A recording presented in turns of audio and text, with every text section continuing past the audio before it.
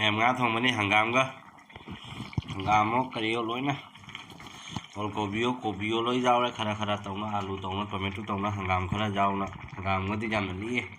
Một thùng này mèm hậu rồi ra, phải bom finishing một cái thằng ngoài phải bom này thì các nó thầm ấy, Mukbang phán xét thay là cái Iron của kopi tàu thì nó có mèm chẳng biếu, xuống ta đấy mà chú.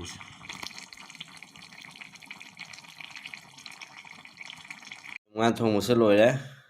Ngã thong một số lối đấy, rồi gì ấy xa là mới tàu giờ là cái Mukbang phán xét thay là cái mèm.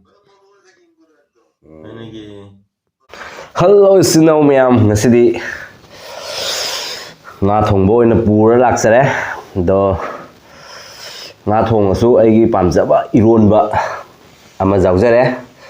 Jadi ngã thong ấy mới hi lấy ra đấy, jadi si ngã cái piece lấy ra ngã piece ngã xin ngã sẽ làm đấy ngã piece làm lấy ra ngã cái mà mấy em lấy ra đấy, rồi ising lấy ra đấy, rồi asi mèm sẽ nó số này có lời thô khi vậy số này mèm là lâu vi cái nó, rồi chiếc nào có vi lấy ra đấy, rồi mèm hầu cái uber đi khăng được có hầu cái come on let's go mèm asam batang ngarang asam basa cái ngã xin ngã thong mình rồi mèm isinau mèm na anâu mình na phong video cái đi mèm like tao subscribe tao mèm có vi cái nó 2025 xí cái mèm dạy phải vợ lối pro mà oi mình là xí à phải làm video lối na chơi mình là xí mèm thế này mèm đi hầu cái này có mấy cái thằng hay được cái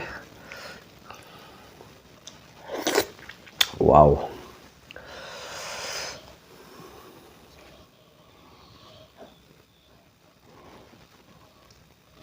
sẽ anh thầm này là cái thầm mà ní sai thế rồi hay là cái mày hiện là không ai hậu ngoài cái gì đó thì ăn mấy sao không thì kopi mà bây giờ tao ghé bao kopi khá ngàm sẽ làm Eronbana khá hàng gam sẽ tu hàng gam khá hấp thà bên này bao hay nè đây hầu là cái mèm xem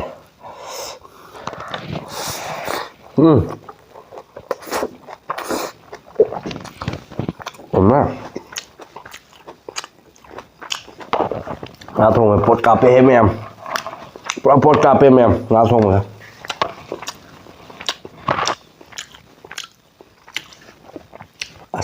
khoang sao khoang thì sẽ đi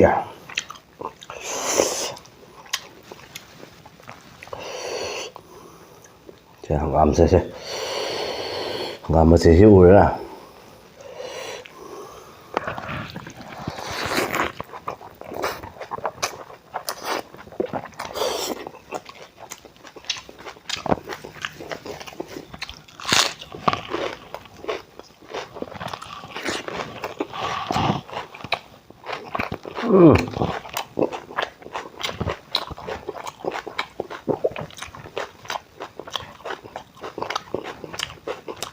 आज मैं खा लो raw fish curry spicy chutney very tasty very spicy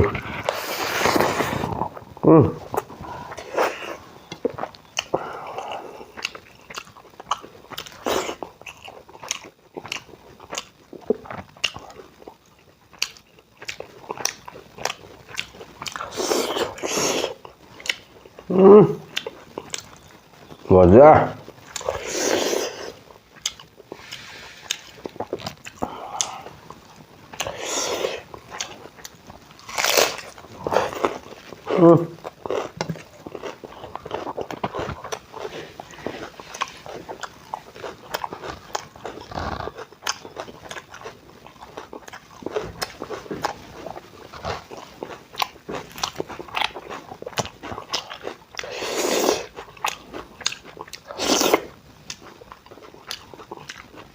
mèm kho thì curry của mấy hai đứa sibu mèm đã phải rất hậu ấy anh thùng này anh thả ra bên thì mèm ta sẽ mà hậu ấy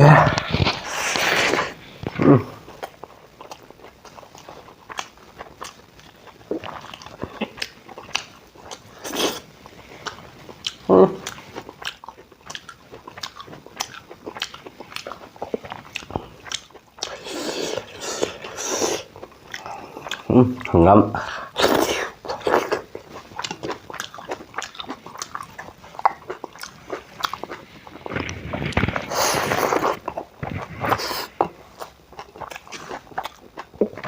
Mayai.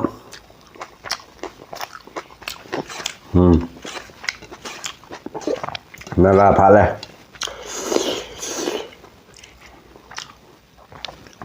Wah, kobe.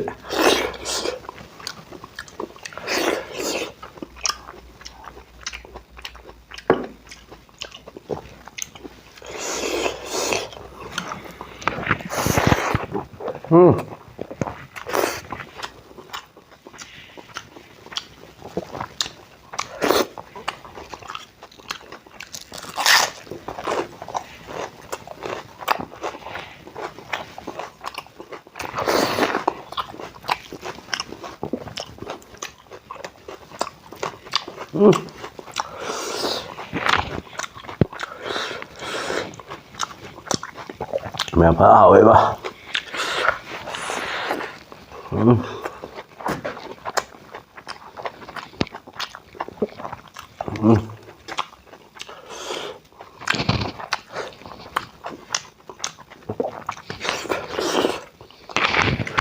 이러면 부가야.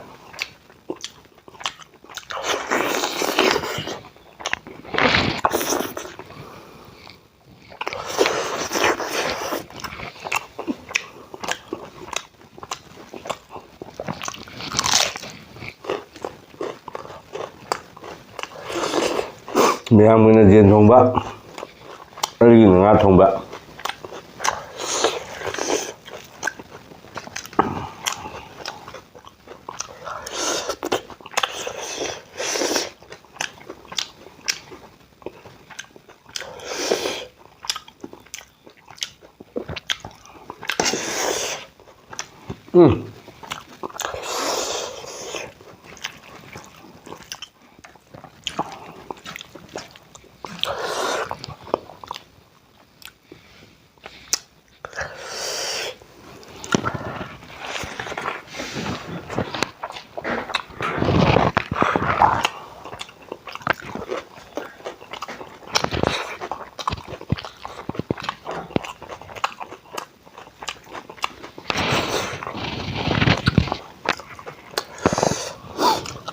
asana lokalum tawraga thaknaga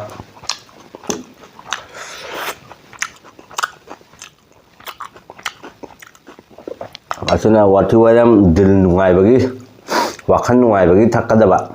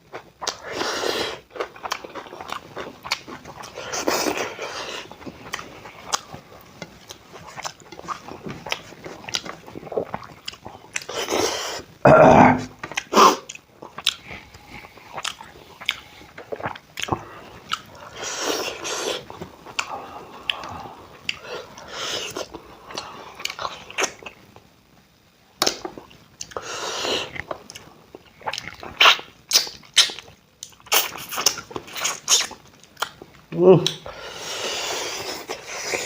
yeah.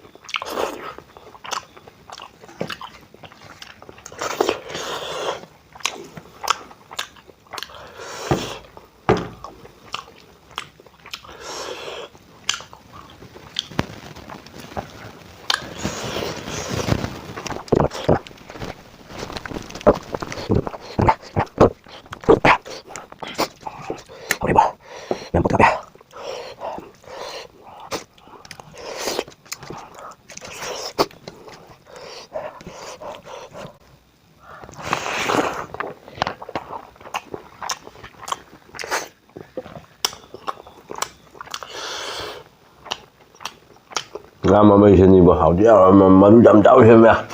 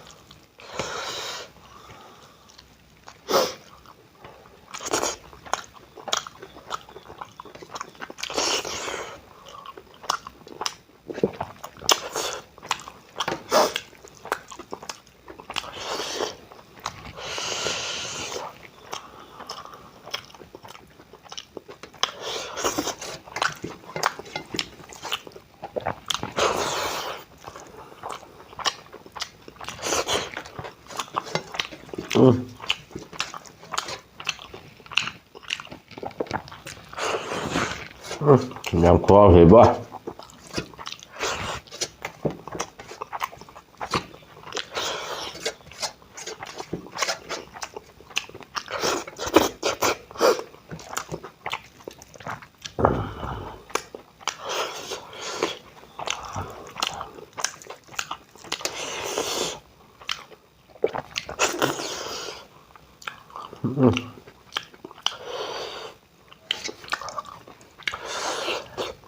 Mình một thái à.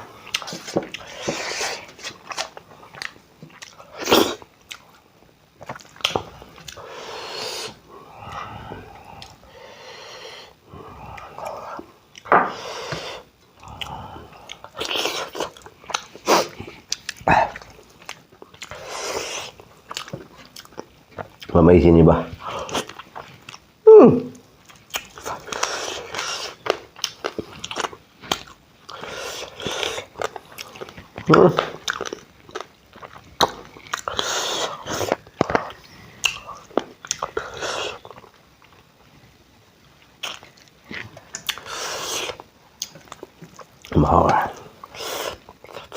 Mà mấy cái này he.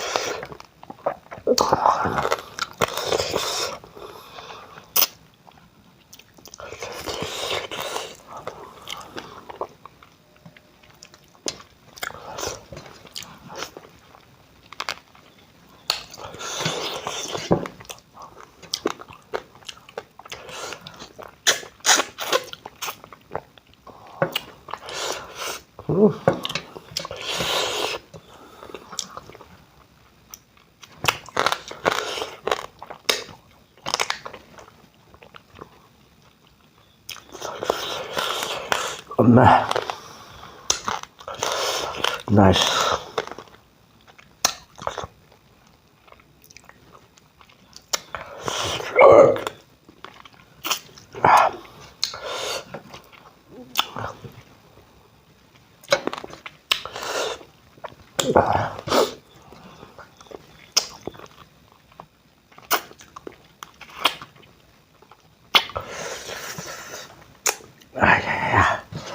Nice is this beer.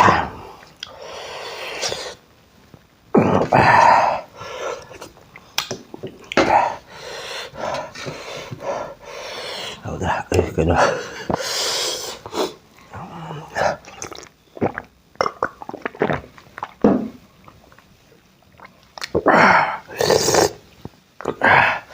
Ma'am like and subscribe tàu ma'am cầu bị cái này ma'am đôi đi mà tăng sự cái video sẽ cái nữa sẽ ma'am bye bye tata mà thằng cái video đó mà phăng nữa sẽ ma'am bye bye bye bye.